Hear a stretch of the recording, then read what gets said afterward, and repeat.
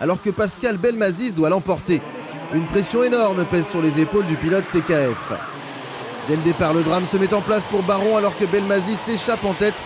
Le pilote numéro 11 commet une faute de débutant qu'il envoie en toupie. Comme la veille, Alex repart en toute fin de peloton. Le garçon doit se ressaisir. Le calcul complexe des décomptes lui impose de remonter dans le top 10 au risque de se faire piquer le titre pour une pincée de points.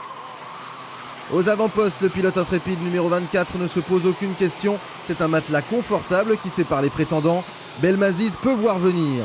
Il doit néanmoins se débarrasser de Tanguy Carrel. C'est chose faite quelques boucles plus tard. Dès lors, plus rien ne semble s'opposer au triomphe du pilote équipe de France FFSA. Souvent victime de malchance, il ne lève pas le pied, pour autant préférant creuser l'écart sur ses adversaires directs. Pour Baron, le calvaire continue. Longtemps bloqué derrière Victor Sendin, Alex perd un temps précieux. Sa remontée est pourtant héroïque.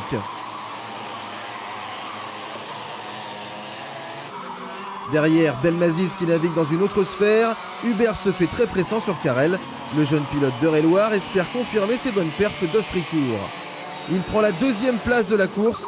Le championnat semble vraiment basculer en faveur du team de Belmazis. Même Gali n'est plus en mesure de menacer Pascal. Carrel perd quelques points en proie à un kart capricieux. Les mécanos du team TKF essaient de ralentir leur pilote afin de permettre à Baron de gagner la dernière place qui lui assurerait le titre. En vain, Baron pourrait perdre le titre qui lui tendait les bras. Les calculs sont cruels. 4 points séparent les deux premiers du général. Sendin se transforme en bourreau pour les Verts. Baron est incapable de faire la différence.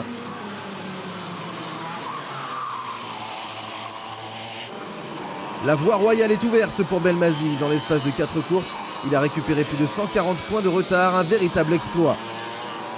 Quand il franchit la ligne, les calculatrices fument afin de déterminer le champion 2009 en KF3. Baron termine à une place de la position qui aurait pu le sacrer.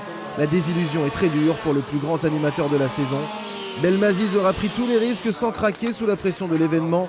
Les deux garçons seront en KF2 l'an prochain. La lutte promet d'être fantastique.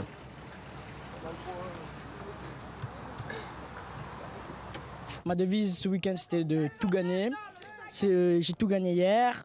Là, je fais 3 en pré-finale, 2 au chrono. Donc, premier en finale, je ne sais pas si ça va passer, mais en tout cas, je ne serai pas loin.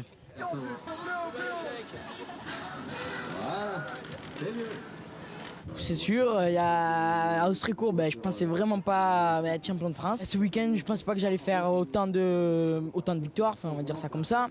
Et je l'ai fait, je suis content. La saison a été très difficile. J'ai même pas été qualifié au championnat d'Europe, ce qui était pour moi une énorme déception. Après, j'ai réussi à rebondir. À Ostricourt, c'était bien.